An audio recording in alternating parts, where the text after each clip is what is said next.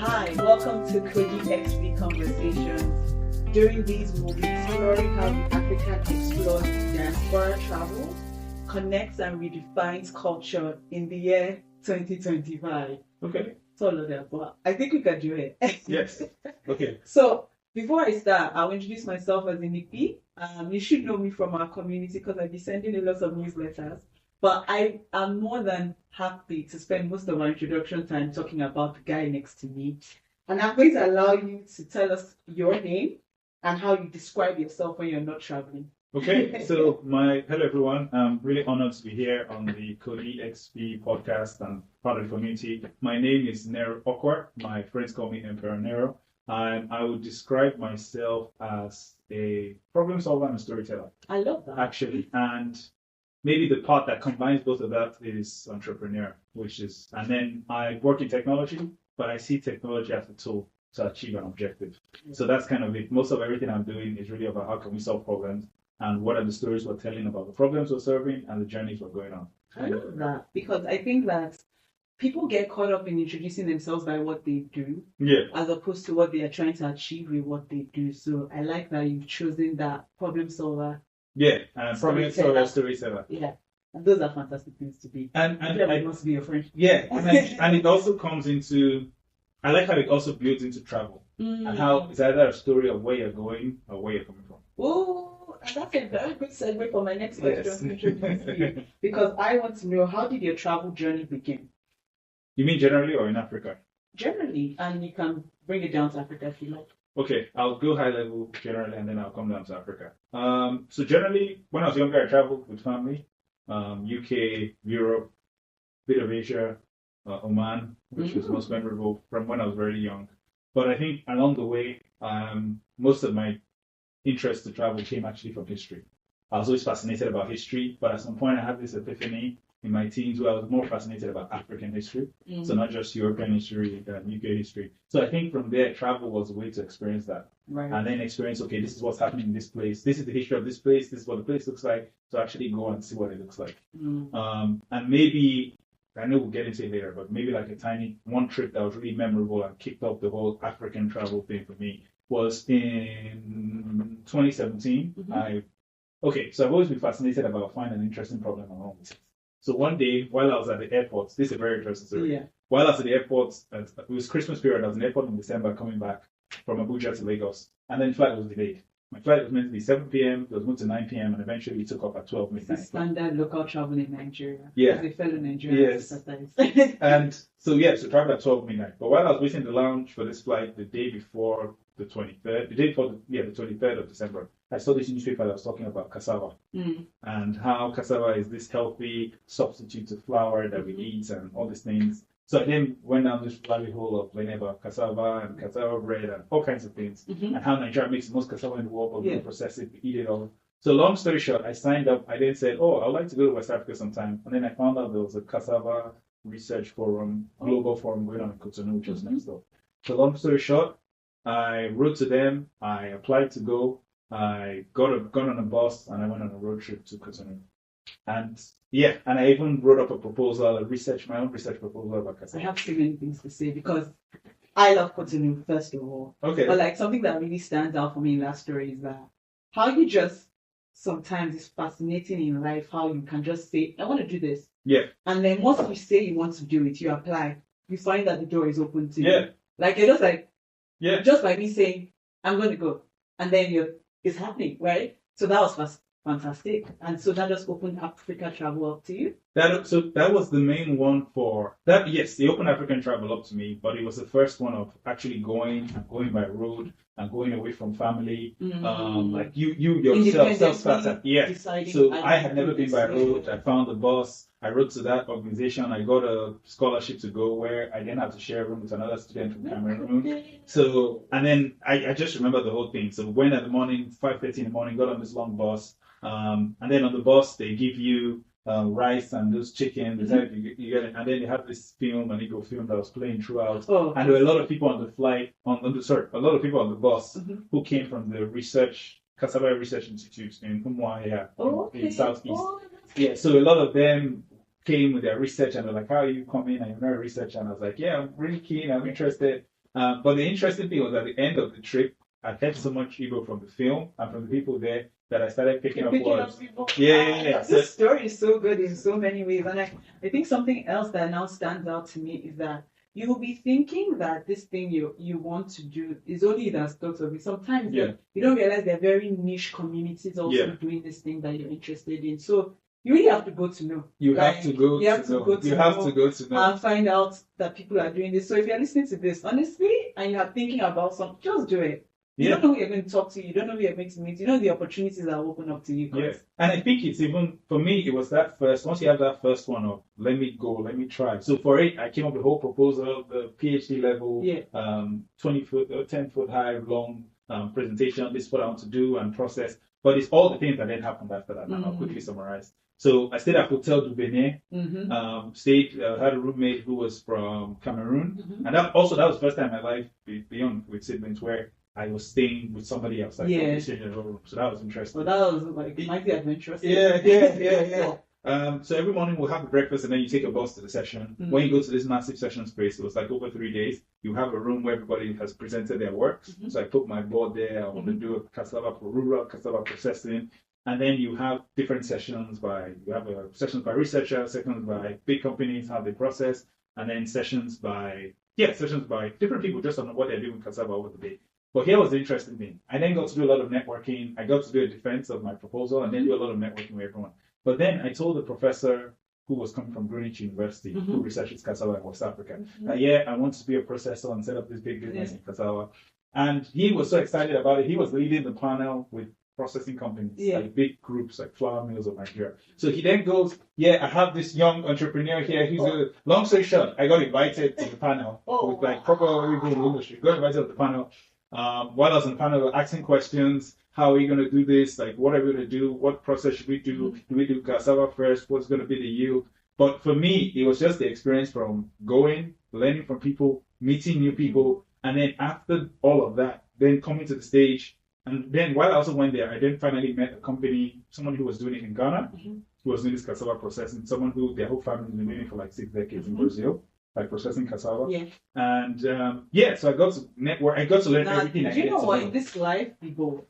Because it's the boldness for me that you could walk up to this man and say, these are my ideas, these are my plans. And he took you seriously because of your boldness. And then he brought you up to the panel. So fantastic story. And I would love to talk about it some more, but we really have to go to today's episode. So today's episode, we're talking about the tension between leaving Africa and rediscovering it. Now, that's a lot. I think that's a big statement to make, and I feel like that's big English stuff. But to put it in colloquial language, it's talking about the Japa cost. like what happens when you Japa and you want to connect back to Japa and come back. So Japa to Japa. Or just Japa and visit and Japa and visit. And I think that just for people that are not aware of what Japa is, how will you describe Japa? Okay, so Japa, I think, is basically you leave your country to a better place in search for opportunities, in search for a better life. And I was thinking about it before this session that most times people say that and say, people come from Nigeria, going to the UK, going to America, going to Canada, before we're filming this. But I realized actually it's the story of humanity. Everybody has always gone from somewhere to somewhere with resources, water, better fertile land. Migration is human. The human story is migration. You are going from somewhere to every story. Somebody went from somewhere, did something, fought another. So that's what I realized. And I think for us, maybe our generation is a lot of people left for work. I want to work, stability, access, better lifestyle. So a lot of times it seems you're going somewhere for opportunities, and then maybe in addition to that, a better lifestyle. Now, where it comes to your cost in terms of maybe what do you lose or the experience of coming back or visiting, I think it's just being in it, almost going there and adjusting to a different environment, but then you're kind of missing home. And the home, the food, the music, the culture, the chaos, like the case of Lagos, and the noise and the busyness, the little things that just make you feel safe and happy. And the hot sun, no winter, the hot sun. So we're going through a lot right now in like our conversation, and there's so many gems and things we can go down. But as a way of introduction, because you probably don't know a lot about us, we are both diasporans. We don't live where we were born or where our cultural heritage is. So we live in the Western Hemisphere. I live in Canada. I live in London, UK. Mary lives in the UK. I live in Toronto.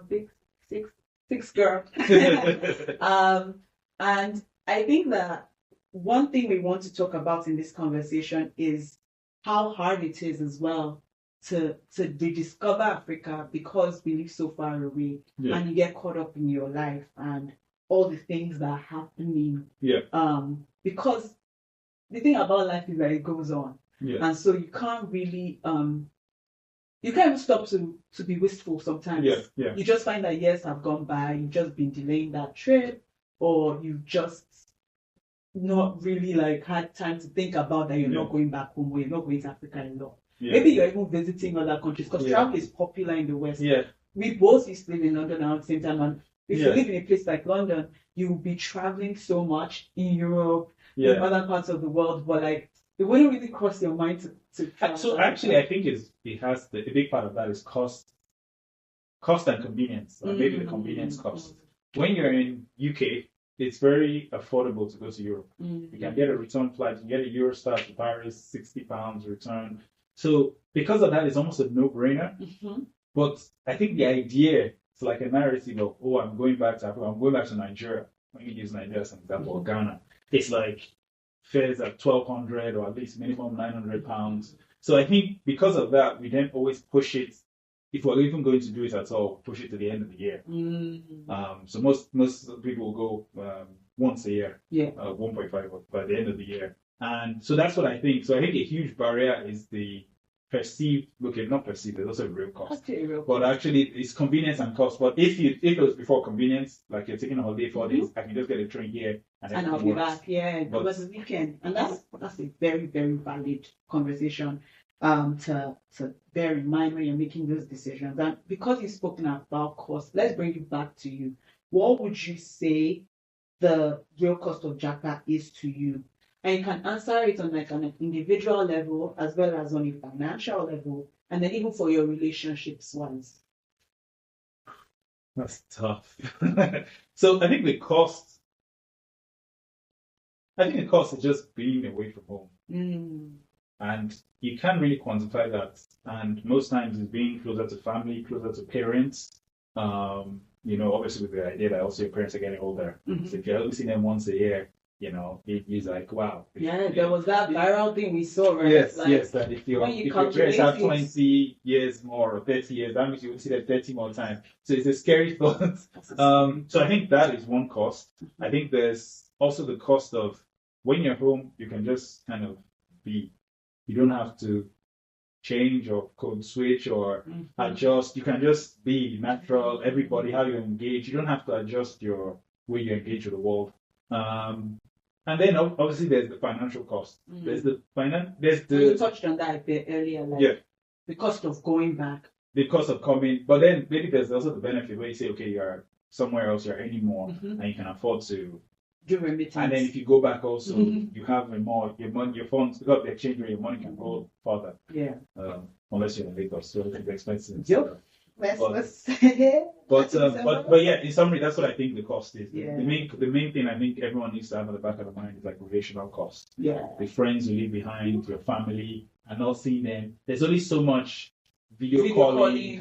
It's not the same. It's not the same. Like I don't want to get into it, but like they're massive familial relations that I miss so much, and I'm so grateful for like the moments we get.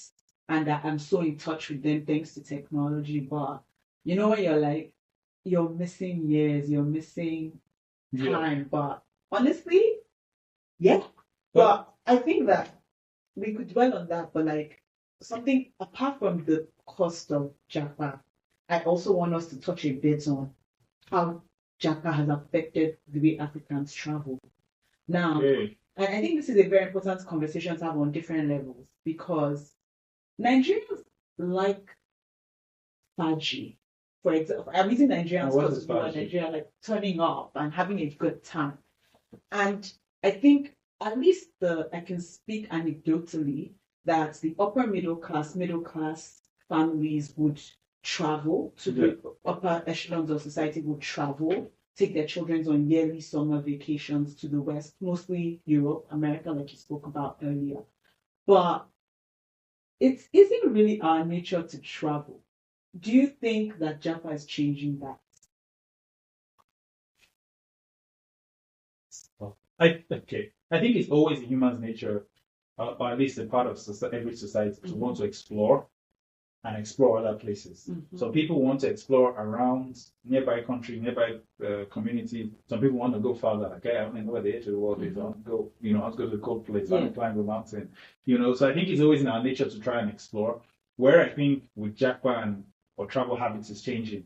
Maybe high level one, I feel everyone's traveling in their region. So if in Nigeria, if you're not traveling straight to Europe because that's where you studied, or because of heritage from the past, or shopping or whatever. Most people go to where, if you're a francophone, people go to France, But then now, if we don't do that, okay, we go to Ghana. The same way, why were Nigerians going to Dubai? Because before all these restrictions, that's where you go to turn up, you feel like you can have a good time, and then shopping. So I think those are the things where you go somewhere where maybe you have family, you're comfortable, you know the place, familiarity, and then shopping.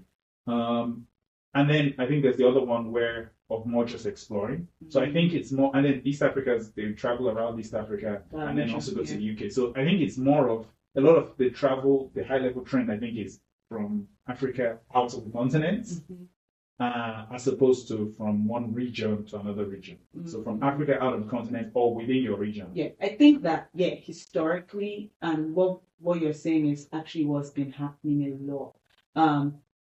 And to add to that, I just feel like when people have Japa, there's also been an exchange of cultures as well, in that you come to, especially like, for example, the UK. It is such a huge culture for people to travel out of the UK, mainly because the weather's not great all the time. But also because it's so well connected. And so you will find that the average Brit is going on the moment there's a long weekend. They're going to Spain, they're going to Italy, they're going to, like, within their region, I guess, continentally, and they're able to just have a good time. And then, so when you move and it's the culture at your workplace and everybody around you is always going on trips, I find that it's made people that used to be like, oh, we just travel on a yearly basis, become more open to travel, because you sort of pick up that culture as well. And maybe just a tiny point on that, to add to that, I think there's also a thing about being intentional about travel. And almost an example of that, what I mean is traveling for activity. Or let's say I want to go and visit this museum, as opposed to I'm just traveling to relax, or I'm just traveling to shop. I think when you're a little bit intentional, activity, I want to go to this place, I want to know, it helps that, so you feel like every time you're traveling, you're getting something. And then one statement that just comes to mind that I once heard is, travel is the only experience that makes you richer. I love to say that. So I feel like it's the only money you spend that adds to you. And sorry, another one that because you said that just came to mind. Someone once said that when you're young, the best time is to travel as much as you can. A lot of times people think, do I travel or do I save money? But that you can always save money or get money, but you can't save or get time. It's so true. We know that. And before we start to wrap up, I think the last thing I'd ask is, like, what would you say your Japa journey has given back? Because we speak about what it's cost us, but I don't want us to only dwell on those, like, sacrifices. There was a reason we decided to do this. So what has been the ROI for you, Mr. Entrepreneur? Trying to use your language here. So I'll very, very, very quickly summarize my Jack story. Or Jack Bada story. I don't know which one. So after I went to school in Nigeria, secondary school, I came to the UK, did A levels, 2 years, did university, 4 years, and then I came back to Nigeria and started entrepreneurship. I was living in Nigeria for about 5 years. And then I went back after COVID to do business school in the UK, and then started working, and I've been working there for a few years now. I think for me, I'll say what is giving me, but the unique insight I think I've had from coming back and going again. In terms of what is giving me, obviously education, exposure. I think exposure is a big thing. Appreciation for new culture, and then just meeting new people. New people in the UK, from all over the world, and then other Nigerians. So the same way where I came from a particular state in Nigeria, I met people from other states. I met people from Lagos, from Abuja, from Kaduna. So even though you're from the same country, you now meet and bond on a new level. So I think that was what, and then working, you learn more skills, you earn more. It's just gives you more. More income, more exposure, more skills, more network, more relationships. And then you can also pursue the interest you care about. So if you care about history, you can go to the museum. And then, because maybe there's a last point that I think is really key for London. One thing I always like about London and some other cities in Europe, London was a world-class global city. So if anyone was doing a big concert, like a Beyonce concert, you know it's to pass through London. Yeah. If they're doing a tech concert, you know there will be a London equivalent of New York. So that was something I thought it's giving me. Now, maybe to fully answer your question, what I think I've got from going back, coming, I think it's just a greater awareness, a greater self-awareness of and identity awareness. A lot of times we think that you get something and you go somewhere and you transform and you go and you learn about all these places. But something I've learned from going on the journey, going on the climb, which we wrote the article about, is you get a deeper understanding and awareness and learning about yourself. And so you go away from home to appreciate home. So I think that was it, where going from home, you miss home. Then I moved back to Nigeria, worked, enjoyed it, really took it in, and then came back to work. But now that I've come back to the UK, there's a deeper appreciation for home and for the UK. And then you now feel like you can make both places home. So instead of feeling like you're half X, like 0.5X, like instead of feeling like you're half, I feel like now I'm 2X. Yeah. And then you can kind of straddle both worlds. I say this thing because I travel a lot. I say home is wherever I am. People ask me, where are you now? I'm like, wherever I am is my home. And I think that is the mindset that Japa has given me personally, like where I can create a home for myself in wherever I find myself, because it's me that makes a home. It's not just the environment that I'm in. It's been lovely speaking with you about this. And I think that I just want to leave somebody out there, because me, I'm a very big impact girl, but I think somebody might be listening to this and just thinking, and there's a lot of narrative as well around how Japan's so they didn't expect what they're going through. And it's a journey. Nobody's saying like it's perfect or like it's all roses or it's like going to be sunshine and rainbows every time. It's over time that you can come to these insights and you can have this like awareness about what this journey has been to you. So what would you say to somebody so that they can minimize the bad parts and start to like focus on the good parts? One thing that they can just take away. About African travel or just generally Japa? About the cost of Japa, like how, like something that makes them feel like the cost is beneficial. It's a worthy cost to have. Would it be a mindset like thing, or would it be like a pragmatic thing you can tell them today like about that? I think it's not really a cost. That's what I would say. Kind of how we said, everything is perspective and how you frame it, the narrative, how you frame the story you tell yourself about yourself. So everything is like, this is a cost, this is a money cost. But what are you meant to use money to do? You're meant to invest in stuff that gives you a return. You go to this experience, you become a better person, more exposed, more culture, more ideas. People don't talk about the ideas you get on holidays, about stuff you are doing, about inspiration, about how you want to build your house, about education, about painting. So I think for me, we always say cost, but I think really we're not seeing like the impact, the impact. So that is what I would say, that it's not actually a cost. That cost only mindset. Think about what you're getting. Then just a tiny thing, I think, because we've said this thing of cost and Japa, I have a hypothesis that if the cost, and we started off talking of convenience and cost, I have a hypothesis that if the cost of traveling to Africa, to and from Africa reduces, and maybe even within the cost and the barriers, more people would do it. So if it becomes the way, and an example for this is what happened in Europe, where Europe deregularized aviation and said that everybody can travel, with every airline can fly between countries. You don't have to get a special permit. And when I researched it about 8 years ago, it showed that the cost of traveling reduced by 80%, and the amount of people booking to other European travel in a year increased by 400%. Wow. So that's an example for Africa. And that's a good thing Africa should learn. I love how this conversation has gone in so many ways, like further and deeper than I thought it would. We had started off saying this episode was about like the tension between leaving Africa and rediscovering it. But I think that we've come to this point where it's like not just rediscovering Africa, but rediscovering yourself and your Africanness in other places, and that is powerful. And just as a way of us rounding off, I wanted us to spend 1 minute talking about something I want to start on these conversations called the passport page. So I would ask you a question, and I think I'm going to ask all the people that come on these conversations this question as well. If you could stamp one country on every traveler's passport, and because this KodeeXp is about connecting Africa to diaspora, I would say if you could stamp one African country on every traveler's passport, what would it be? There are too many options. Right? They are. And there are too many, and I think also there are too many amazing countries. Every country in Africa is unique and has something unique to offer. And that was what I loved about Africa. Maybe I should say that. Was it diversity? You go to West Africa, Ghana, different experience. You go to East Africa, Kenya, Tanzania, different. You go to Southern Africa. Countries, yes. Fantastic. You go to within Nigeria, some places, waterfalls, game reserves, some places, deserts, safari, so I think, so, okay. I don't know if I would pick one country per se, or not that one country is better. Everyone, I like that diversity, different flavor.